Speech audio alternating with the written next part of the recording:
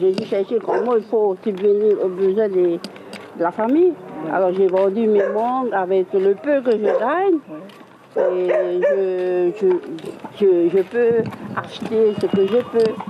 Que deviennent les familles qui dépendaient déjà des bons alimentaires avant le confinement? Les choses n'ont pas changé pour celles qui étaient sans emploi. En revanche, pour les autres, le Covid-19 a été fatal.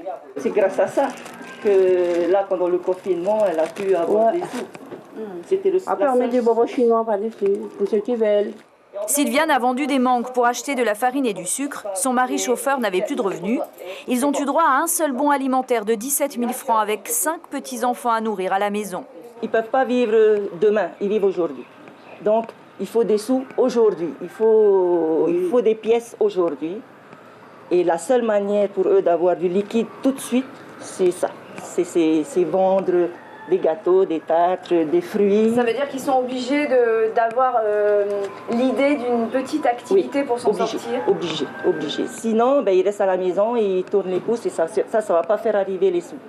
Il faut y croire et il faut être patient. Voilà, faut surtout, c'est garder la tête haute surtout, garder la tête hors de l'eau. Toujours le sourire. Voilà.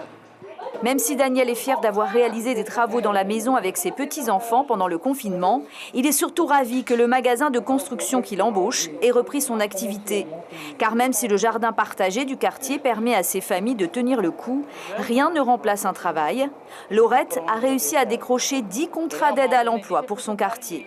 Pour trouver de l'emploi, ils sont toujours à la recherche d'emploi. Depuis le déconfinement et le confinement, ils sont toujours à la recherche de l'emploi. Et il y en a qui trouvent et il y en a qui ne trouvent pas.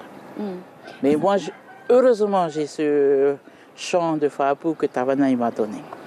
Que j'ai pu prendre quelques jeunes qui n'ont pas de moyens pour nourrir la famille.